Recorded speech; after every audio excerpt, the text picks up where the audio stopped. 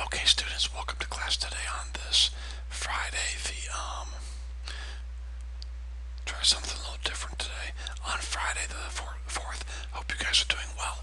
Hope you're ready to learn some math today. Congratulations on getting through another week. And let's work hard and finish the week well today and head into the weekend. Please pay attention to these announcements. You're responsible for these. Go ahead and turn your review sheet in now at this time. Page 43, numbers 13 through 39. If you've already turned it in, then do not worry about that. If you don't have it done, please do not turn it in because it's only worth bonus points. And if you did not do the entire assignment, then you do not get bonus points. So if you did not do the entire review sheet, please do not turn it in. If you did, go ahead and put your name on it. And let me pause there and say this. Please put your name on the review sheet, okay? So put your name on it and then turn the review sheet in, okay? All right, continuing on. Incompletes. Let's see what we have today for incompletes. Now remember, Caleb, you had until today to get this in, so not being mean or anything, but if you don't get this turned in today, then it does become a permanent zero, okay? Jonathan, this was given last Thursday, Caleb, so over a week ago. Now this one here was given Wednesday, and so obviously I'm not going to say you have to turn it in by today because you didn't find out about your incomplete until today, but I might need this turned in as soon as possible, Jonathan, and also your quiz number 2. If you can take that today, that would be great. If you can't, then let's say by next Monday, and that would be Monday or Tuesday, and that'll be sufficient. So here's what you do. You talk to the supervising teacher, Mrs. Duke, and tell her what day you're going to take it and what teacher, and then she can give that quiz to the teacher so the teacher will have it ready for you, okay? So be thinking about that and get your quiz made up. Moving on. Today we will be taking your chapter 1 test. I'm sure you know that by now. At this time, go ahead and pause the video, pass out the quizzes, and then restart the video once everyone has a quiz or a test, on their desk.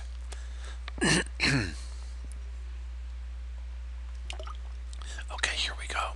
Let's go ahead and go over your test. Now notice the first whole page is simply fill in the blanks. Okay, so hopefully you are ready for that, and please work hard on that and fill in the blank with the correct word. 19, 20, 21, and 22. The next two problems, I want you to look at those figures and try to figure out the pattern and write the next shape or figure that would come in the blank. The next two problems after that, I want you to look at the numbers and figure out the pattern of where I'm getting these numbers from, and then write the next two numbers in the blanks that would come next in those patterns or sequences, okay? And this is really important, guys. We're learning how to read a situation, figure out a pattern, and then make a prediction about what will be next. Now look at numbers 23 and 24, students. Those two problems are, if you read what I've written there, they're false, they're not true. I want you to prove that they're not true by writing a conjecture, okay? A counterexample. So, 23 and 24, I need you to provide me with a counterexample, or in other words, an illustration that proves those two statements wrong. Numbers 25 through 29, you're looking to the left side and looking at what I'm asking for, and then locating it over in the diagram, okay? So you should be familiar with these terms and be able to do that. Moving on to numbers 30 and 31, notice I'm asking you to find the length of a certain segment.